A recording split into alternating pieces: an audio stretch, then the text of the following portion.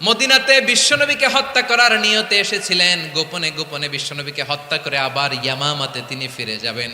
কিন্তু কি অবাক করা কাণ্ড, হত্যা করতে পারে নাই, সাহাবাদের হাতে তিনি ধরা পড়ে গেলেন। ধরে মসজিদে নববীর পিলারের মধ্যে বেঁধে রাখলেন। বিষ্ণু ইসলাম সাহাবাদেরকে বললেন তার খোঁজ খবর নিও। সাহাবার বলেন, ইয়া রাসূলুল্লাহ, আপনাকে হত্যা করতে এসেছে, তার তো কঠিন ক্যাপিটাল পানিশমেন্ট হওয়া দরকার, কঠিন শাস্তি হওয়া দরকার। বিষ্ণুই বললেন, না, আমি যেটা জানি তোমরা সেটা জানো না।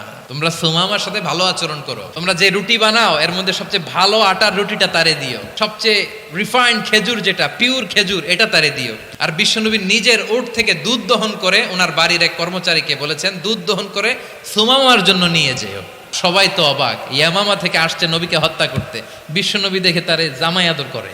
টানা 3 দিন যখন ইসলামের দ্য বিউটিজ অফ ইসলামের সুমহান বাণী সৌন্দর্য উপস্থাপন শেষ, তাকে আপ্যায়ন শেষ, বিশ্বনবী বললেন সাহাবাদেরকে, যাও এবার সুমামার হাতের পায়ের রশি দুটো খুলে দাও। সাহাবারা বিশ্বনবীর কথা মতো তার হাতে পায়ের রশিগুলো খুলে দিল।